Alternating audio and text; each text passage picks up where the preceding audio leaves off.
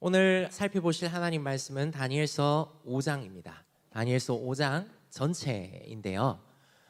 다니엘서 5장 전체를 다 읽는 것은 아니라 우리가 그 좀 부분을 함께 읽었으면 좋겠습니다. 22절에서 24절까지만 함께 봉독하겠습니다. 22절에서 24절까지만 우리가 한 목소리로 함께 읽었으면 좋겠는데요. 네, 우리 같이 한번 읽어보도록 하겠습니다. 벨사살이여, 왕은 그의 아들이 되어서 이것을 다 알고도 아직 마음을 낮추지 아니하고 도리어 자신을 하늘의 주제보다 높이며 그의 성전 그릇을 왕 앞으로 가져다가 왕과 귀족들과 왕후들과 후궁들이 다 그것으로 술을 마시고 왕이 또 보지도 듣지도 알지도 못하는 금, 은, 구리, 쇠와 나무, 돌로 만든 신상들을 찬양하고 도리어 왕의 호흡을 주장하시고 왕의 모든 길을 작정하시는 하나님께는 영광을 돌리지 아니한지라. 이러므로 그의 앞에서 이 손가락이 나와서 이 글을 기록하였나이다. 아멘.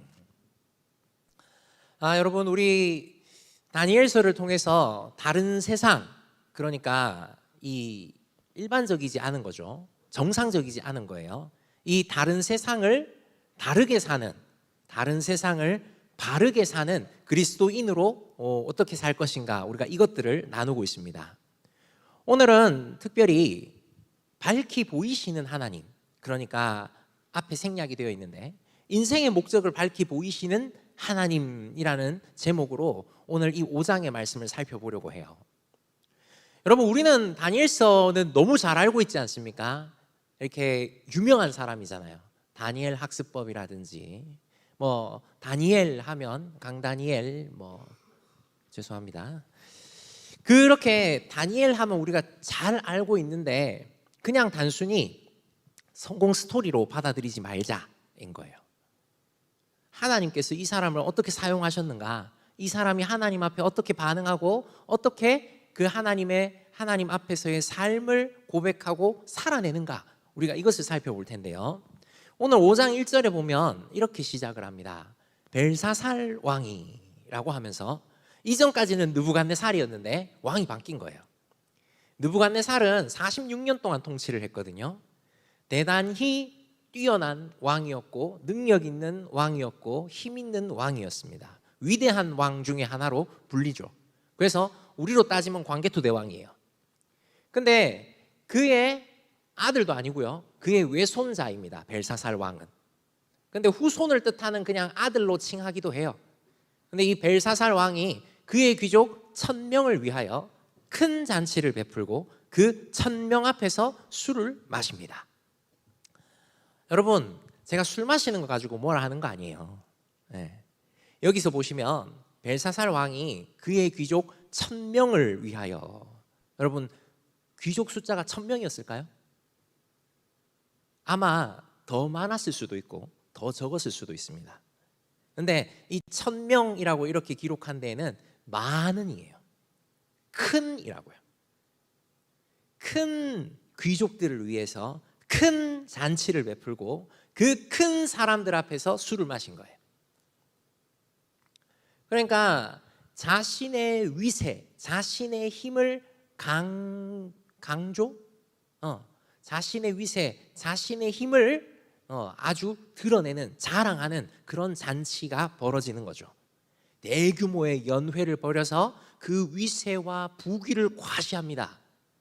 술이 들어가고 이 과시의 잔치니까 아마도 퇴폐적인 잔치, 허영과 과시가 필연적으로 죄악을 마구 불러일으키는 그런 잔치가 이루어졌을 겁니다. 그런데 이 잔치가 이렇게 이어지는 가운데 희한한 일을 하게 됩니다. 바로 3절과 4절에 보시면 하나님의 전, 그러니까 성전에서 그 성소에서 쓰던 그릇들, 금그릇 이런 것들이죠. 그걸 탈취해 왔는데 그것들을 가져오라라고 하면서 그걸 술잔으로 쓰는 거예요. 그걸 안주 그릇으로 쓰는 거죠. 그리고 귀족들과 왕후들과 후궁들과 더불어서 그걸 그냥 사용해요. 그렇게 술잔으로, 안주 그릇으로, 앞접시로 사용을 막 하는 거죠. 그러면서 뭘 하느냐 하면 4절에 보니까 그 금, 은, 구리, 쇠, 나무로 만든 신들을 찬양하고 있어요. 그러니까 우상 숭배를 하는 거죠. 여러분, 우리가 생각할 때는 이게 이해가 안 되는 모습인데 왜 이런 짓을 하느냐? 당시의 시대적 상황, 시대적 분위기를 봐야 되는데, 당시의 전쟁은 이 나라와 나라 간의 전쟁이 아닙니다. 당시의 전쟁은 신과 신들의 전쟁이에요. 그러다 보니까 어떤 일들이 벌어지냐 하면, 이 나라와 나라 간의 전쟁을 했는데 전쟁에서 이긴 신은, 이긴 나라는 그 신이 이긴 거예요. 전쟁에서 진 나라는 그 신이 진 거야. 그래서 내가 잔치를 베풀면서 성전, 그러니까 그 신을 섬기던 그릇들을 나는 아무렇지도 않게 사용해. 왠 줄 알아? 이거 우리한테 진 거거든. 그래서 이런 그릇들 봐봐. 우리의 전쟁의 승리가 기억나지? 우리 전쟁의 승리를 강조하고 싶고, 우리 전쟁의 승리, 그러니까 우리 신이 더 높다는 걸 강조하고 싶은 거예요. 그래서 왕은 특별히 여호와 전에 있는 금, 은 그릇들을 가져다가 술잔으로, 안주 그릇으로, 앞접시로 사용하고 있는 겁니다. 근데 그렇게 하면서 그들이 말하는 게 뭐예요? 그 금이나 은이나 구리나 쇠나 나무나 돌로 만든 신들을 찬양하는 거죠. 야, 하나님 여호와는 졌고 우리의 신들이 이겼어. 그러니까 이 진 사람들의 전리품을 보면서 우리를 이기게 한 그 금이나 은이나 구리나 쇠나 나무나 돌로 만든 신들을 찬양해. 이 우리를 이기게 했던 이 신들이 지금의 우리의 어려움도 이기게 할 거야 라고 하면서 내부 단결을 하는 겁니다.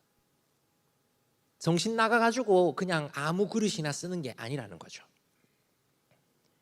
근데 여러분, 이 시기가 어떤 시기였냐 하면, 역사가 헤르도토스가 이야기할 때 메대와 바사의 특공대가 이 바벨론을 침입하려고 할 때입니다. 메대와 바사의 군대가 일어나서 바벨론을 향해서 옥죄어 오고 있는 상황이었고요. 그 중에 특공대들이 이 바벨론 성 안으로 들어오려고 준비하고 있던 때라는 거예요. 그런데 외부에서 공격이 들어온다, 적들이 쳐들어온다 라고 하고 있을 때, 그때 사실 위험한 순간이잖아요. 그러면 이렇게 잔치를 벌일 것이 아니라 전투 준비 하면서 자기 자신의 역량을 파악하고 그 다음에 작전을 하달하면서 일치단결해서 수성하면 되는 그런 상황이란 말이에요. 근데 이 정신 나간 이 벨사살 왕은 지피지기면 백전불태라고 했는데, 적을 알고 나를 알면 100번 싸워도 위태로움이 없다라고 했는데, 적도 모르고 자기도 몰라요. 벨사살 왕이 거주하던 이 바벨론 성은요, 이중벽으로 되어 있습니다. 그리고 벽과 벽 사이에, 성벽과 성벽 사이에 물이 흘러요. 그럼 여러분, 이게 올라갔다가 내려와서 강을 건너서 다시 올라갔다가 내려와야 되는, 그러니까 공격하기가 정말 어려운 그런 성이었어요. 그리고 원래 싸움에서는 성벽은 3사람 몫을 한다고 하거든요. 공격자가 항상 불리한 게 공성전이야. 우리 형제님들 알죠? 공성전 얼마나 어려운지? 게임 다 해봤잖아, 그죠?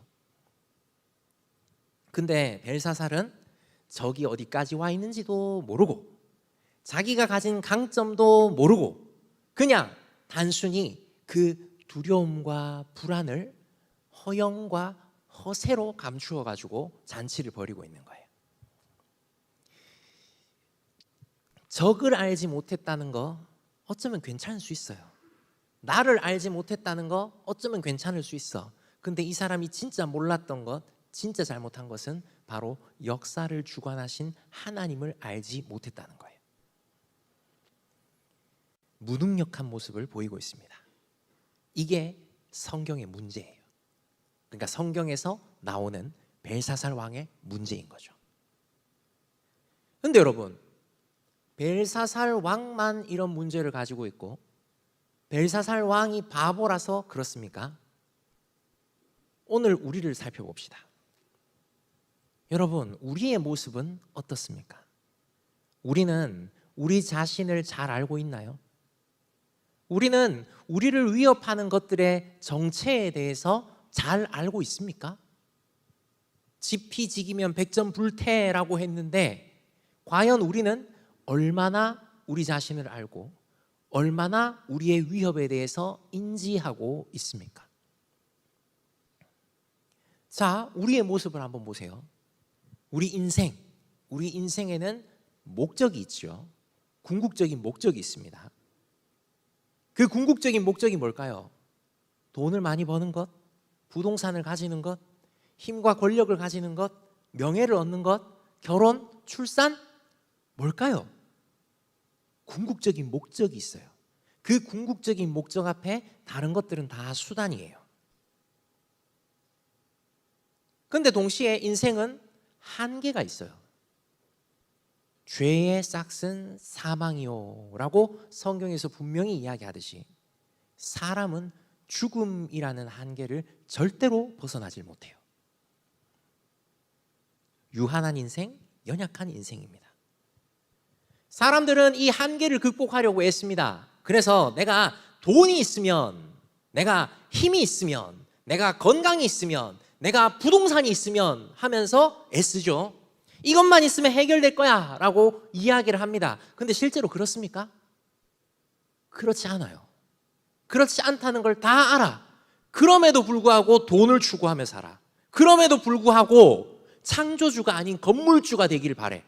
창조주를 구하는 게 아니라 건물주를 구하면서 살아. 이 모습은 벨사살 왕이나 이 모습이나 무슨 차이가 있습니까? 적도 모르고 자기도 모르는 건 똑같은데요. 아닙니까? 여러분, 23년 1월 달에 꼬꼬무라고 꼬리에 꼬리를 물은 이야기에서 나왔던 이야기인데 사실은 2018년도에 조사가 된 내용이에요. 자, 10억을 줄 테니까 10억을 주면 죄를 짓고 교도소에 1년 동안 갈 수 있다. 자, 당신의 선택은 뭘까? 10억 받고 교도소 1년 가기, 안 가기. 여러분들은 어떤 선택을 하시겠습니까? 근데 여러분, 웃긴 것은 대학생들의 51%는 10억 받고 1년 선택했습니다. 초등학생의 17%, 중학생의 23%, 고등학교의 47%의 학생들은 10억 받고 교도소 1년 가겠다라고 선택했어요. 여러분, 이게 요즘의 현실이죠. 그냥 돈이 있으면 다른 게 없어도 된다라고 생각을 하는 거예요. 건물이 있으면 다른 게 없어도 된다고 생각해. 여러분, 이거는 오프 더 레코드 해주셔야 되는데 어쩔 수 없지 뭐 그냥 하겠습니다. 여러분, 서울에 한 교회가 있어요. 한 교회가 있는데 그 교회가 기도하면서 그 시장과 골목 안에 있던 교회가 이렇게 길가로 나왔습니다. 길가로 나오면서 건물을 샀어요. 5층 건물을. 지하 1층, 지상 5층 건물을 샀어요. 지하 1층, 지상 5층 건물을 사면서 기존의 재산을 정리하고 이 건물을 사는데 들어가는 비용이 한 45억 정도를 추가로 대출을 받았습니다. 근데 여러분, 이 산 건물이 어떻게 됐을까요? 서울의 부동산이잖아요. 샀던 가격의 3배가 되었습니다. 하나님 놀라우시네요. 응답하셨습니까? 근데 여러분, 그 교회에서 어떤 일이 벌어지냐 하면 전도회 모임을 하는데 어떤 어른이 이렇게 얘기를 합니다. 세 가족이 왔는데 내 자리도 좁은데 세 가족은 왜 오노? 라고 이야기를 합니다. 여러분, 교회의 목적이 뭔데 이렇게까지 바뀌는 걸까요? 근데 그 교회의 문제만이 아닙니다. 사람들은 돈이 있으면, 차가 있으면, 집이 있으면, 성공하고 이름이 높아지면 하면서 다른 목적을 계속 구합니다. 그런데 그 다른 목적은 부수적인 것들이라 진짜 궁극적인 목적 앞에서는 다 수단에 불과해서요, 참된 만족과 참된 유익을 주질 못해요. 다른 목표를 아무리 세우고 그것을 위해서 아무리 매진해봐도 얻는 게 없습니다. 비참함밖에 없습니다. 그런 비참함을 허세와 허영으로 잘못된 우상들로 가려보려고 하지만 그 결과는 죽음과 비참밖에 없어요. 그러면 여러분 어떻게 해야 됩니까? 인생의 궁극적인 목적을 찾아야죠. 그리고 그 궁극적인 목표 앞에서 자신의 처지, 자신의 상황을 보고 그 궁극적인 목표를 향해 사는 삶의 변화가 필요한 거죠. 그럼 여기서 묻겠습니다. 우리의 궁극적인 목표, 우리의 삶의 목표는 무엇입니까? 우리 청년들의 목표는 무엇입니까? 결혼입니까? 출산입니까? 돈입니까? 부동산 하나 쟁취하는 거예요? 잘 먹고 잘 사는 거예요? 아니죠. 아닙니다. 우리의 궁극적인 목표는, 인생의 궁극적인 목표는 바로 하나님을 영화롭게 하고 그 이름으로 인하여서 영원토록 즐거워하는 것입니다. 우리 인생의 목표는 다른 곳에 있지 않습니다. 하나님께 있습니다. 인생의 궁극적인 목표 하나님 앞에서 다른 것들은 수단에 지나지 않습니다. 그런데 여러분, 오늘 이 벨사살 왕처럼 수단이 목적을 뒤집는 그런 삶을 우리도 살고 있는 것은 아닐까요? 여러분, 이런 현실을 성경은 어떻게 해결하고 있는지 한번 봅시다. 성경에서는 어떻게 해결합니까? 5절을 보십시오. 다니엘서 5장 5절. 이렇게 이런 해결이 딱 나타납니다. 바로 사람의 손가락들이 나타나서 왕궁 촛대 맞은편. 여러분, 이 말은 뭘까요? 왕궁 촛대가 여기 있으면 촛대의 맞은편, 그 빛을 받아서 누구나 보고 잘 보이는 그곳 석회 벽에, 하얀 벽에 손이 딱 나와가지고 글자를 씁니다. 왕이 그 글자 쓰는 손가락을 탁 보는 거지요. 보면서 뭐라고 할까요? 와, 신기하네, 이걸까요? 아닙니다. 여러분, 진짜입니다. 진짜가 나타났습니다. 찢었지요. 그래서 6절에 보면 이 왕은 무릎이, 얼굴빛이 변하고 생각이 많아지면서 넓적다리 마디가 녹는 듯하고 그의 무릎이 서로 막 부딪힙니다. 예, 비속어 쓰는 걸 용서해 주세요. 지렸죠. 하나님의 현존, 그 찢으심 앞에서 얘는 그렇게 됐습니다. 진짜입니다. 진짜가 나타났어요. 문제의 해결, 허영과 과시의 우상 숭배의 장소에 하나님께서 나타나셨습니다. 그래서 뒤엎어 버리십니다. 허영과 허세로 감추고 포장을 열심히 했는데 실제 두려워하고 떨려하고 벌벌 떠는 연약하고 유약한 인간의 모습으로 그냥 그 본래의 모습을 드러내 버리십니다. 허세와 과시, 허영은 산산조각으로 부서지고요, 해결할 수 있는 아무런 능력이 없어요. 이런 상황 가운데에서 벌벌 떨면서 찾는 거라고 뭔지 아세요? 야, 8절에 보니까 똑똑한 사람들 다 불러와봐. 이거 해결할 수 있는, 이거 해석할 수 있는 사람 다 불러와봐. 어떻게 해야 돼? 어떻게 해야 돼? 이거밖에 없어요. 진짜 목적, 궁극적인 주인, 핵심이 딱 나타나자 나머지는 다 산산조각 났고요, 허세가 벗겨지면서 보잘것없는 민낯이 딱 하고 드러나는 거예요. 여러분, 하나님 앞에서는 이렇게 됩니다. 이런 가운데 하나님께서 더 놀라우신 건 뭔지 아세요? 만약에 이 상황을 그냥 그대로 벽에 손이 나타나서 손이 글자를 쓰는 그것에서 끝났다면 아마 벨사살 왕은 손가락 신을 숭배했을지도 모릅니다. 그런데 이 현상 가운데 하나님께서는 눈높이를 맞춰주셔서 하나님의 사람을 보내주셔서 이걸 해석하게 해주세요. 다니엘을 보내주셔서 해석해 주십니다. 다른 세상을 다르게, 다른 세상을 바르게 사는 사람을 보내서 알려주십니다.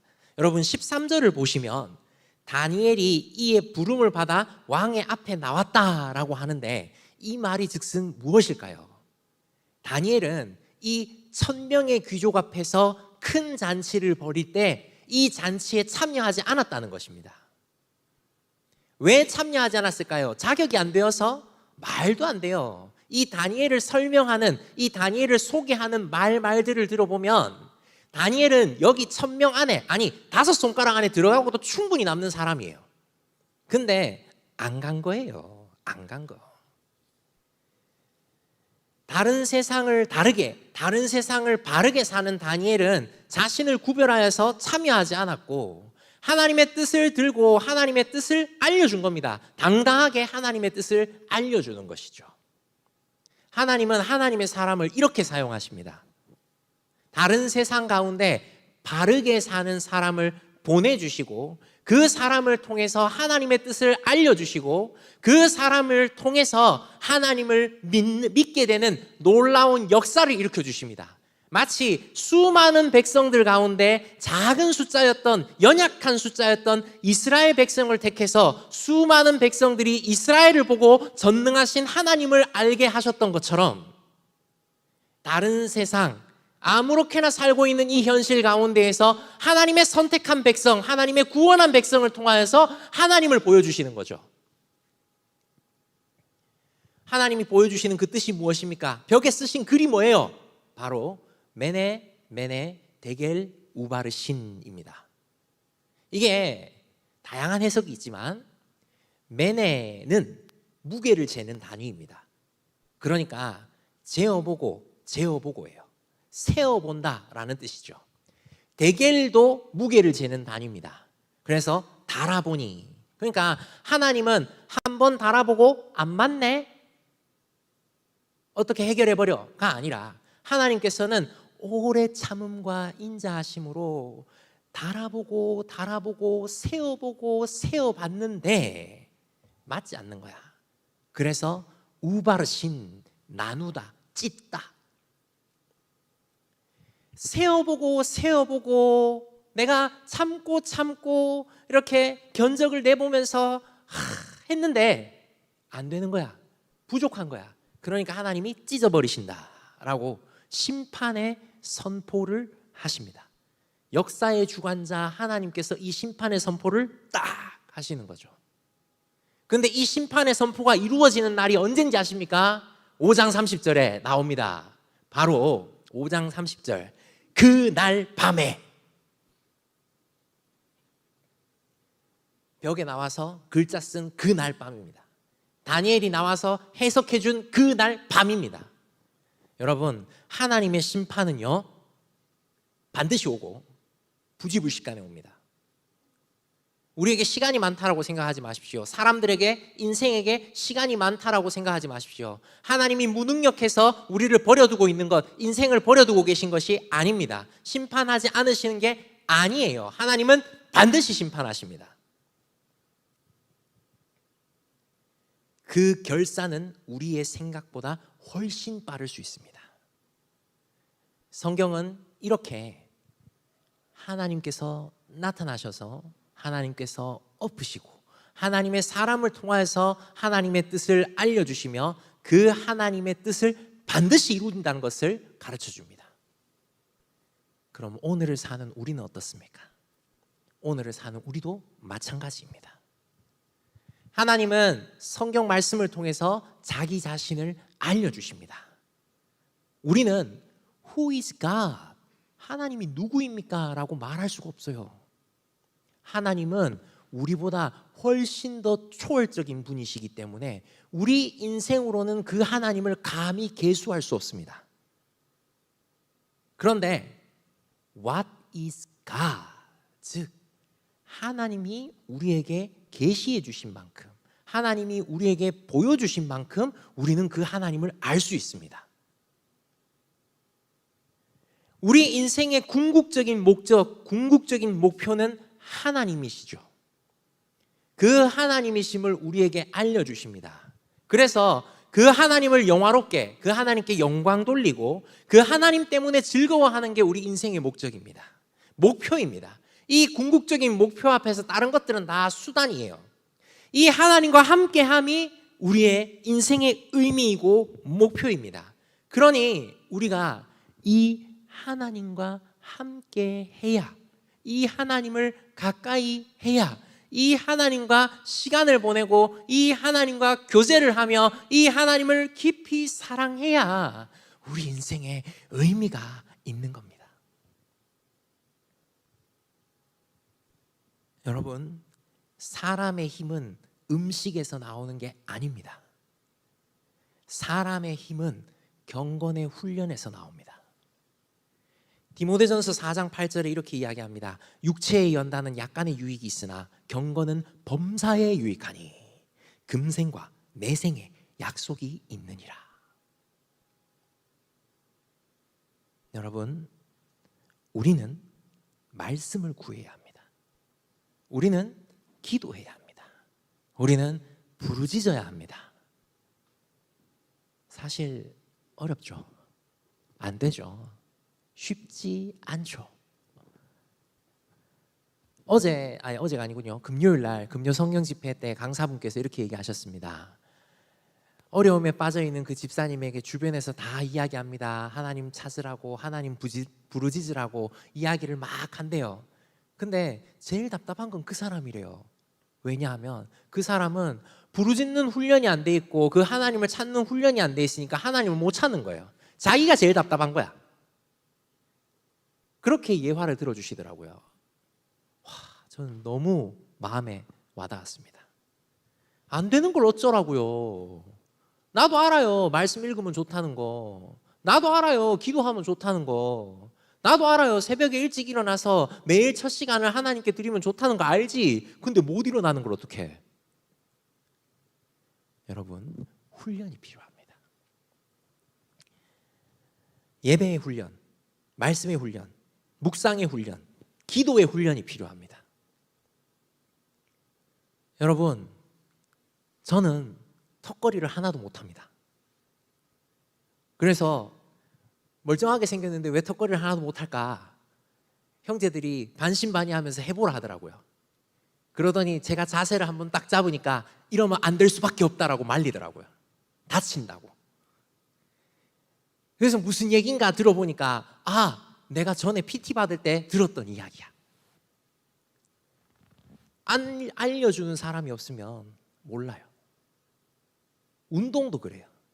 근데 여러분, 이 하나님의 말씀은 오죽하겠습니까? 훈련이 없으면 그 운동을 할 수 없어요. 턱걸이도 못해. 그러면 하나님의 하나님과 함께하는 경건의 경건도 훈련하지 않으면 못하는 거예요. 하나님 찾아야 되는 걸 알지만 하나님 찾을 수조차 없다니까요. 여러분, 훈련하셔야 돼요. 그리고 여러분, 함께 하셔야 돼요. 그리고 여러분, 지도를 받으셔야 돼요. 적당히 안 돼요. 몰입하셔야 돼요. 제가 헬스를 등록했습니다. 등록하고 2주가 지났습니다. 2주가 지나도 여전히 턱걸이는 안 됩니다. 왜인 줄 알아요? 아침에 가서 그냥 적당히 30분 걷고 살짝 하고 오기 때문입니다. 몰입하지 않기 때문이죠. 집중하셔야 돼요. 여러분, 훈련하셔야 돼요. 하나님은 이렇게 훈련된, 길리운 그 하나님의 백성, 하나님의 사람들을 통해서 하나님의 놀라운 일들을 이루어 가십니다.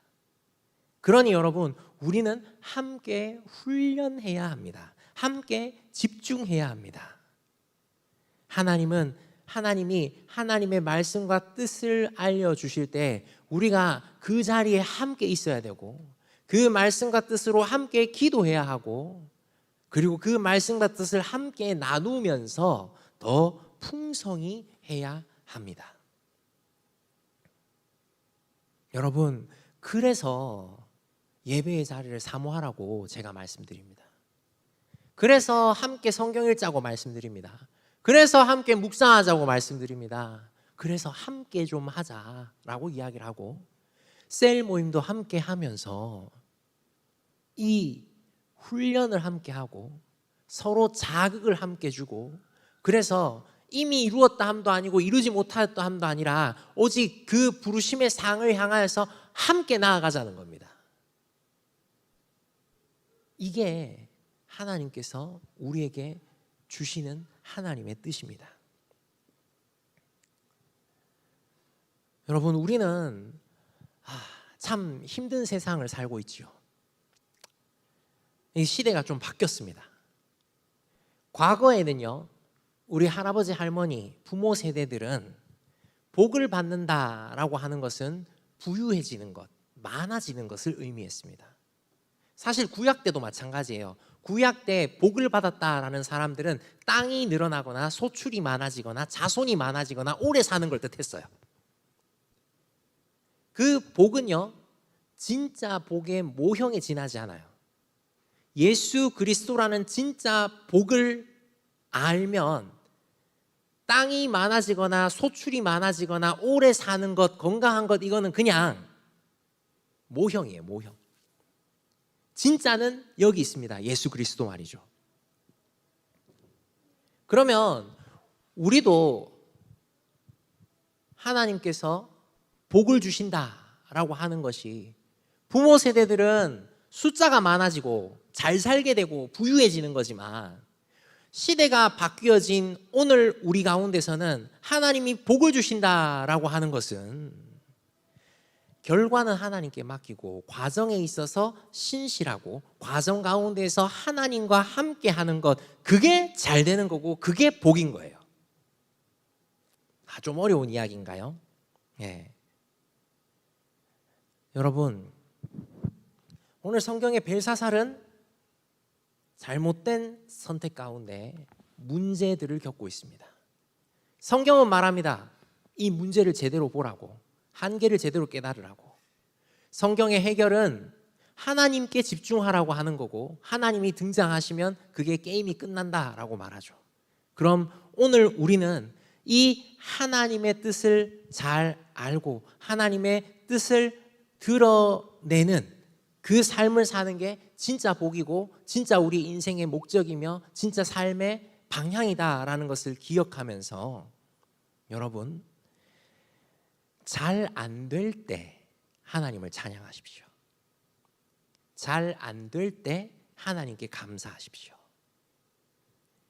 우리 어른들의 생각에서는 복 받는 게 잘 되는 거고 부유한 거고, 그러니까 만사형통한 겁니다. 그런데 여러분, 그게 다가 아니죠. 지금은요, 내가 잘 되는 모습을 보여주면 남은 하나님이 살아계시는구나 라고 하기보다는 배 아파합니다. 흠잡습니다.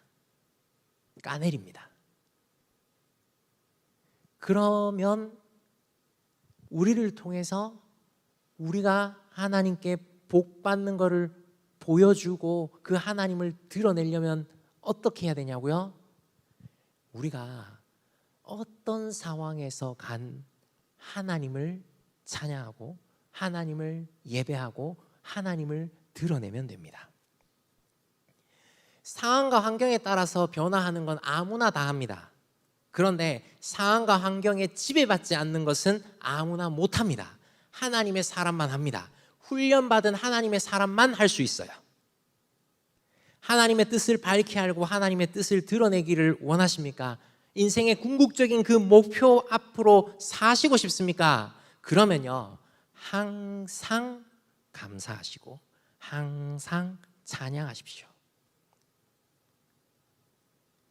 그리고 한 가지 더 추천드리는 것은 항상 하나님을 자랑하십시오. 때를 얻든지 못 얻든지 하나님을 자랑하십시오. 그래서 인생의 목표가 무엇인지, 목적이 무엇인지를 사람들 가운데 보여주십시오. 그래서 하나님과 함께하며 하나님과 사람 앞에서 날마다 사랑스러워져 가는 우리가 되기를 바랍니다. 말씀을 기억하면서 우리 찬양으로 고백했으면 좋겠는 것은, 여러분, 우리 주님이 우리의 힘이라는 겁니다. 우리 주님이 우리의 목표라는 것이고 목적이라는 것입니다. 우리 주님이 나에게 참 생명이며 나에게 참 의미라는 것이죠. 그러니 우리 주님만으로 만족하고 우리 주님만을 구하는 우리가 되기를 바랍니다.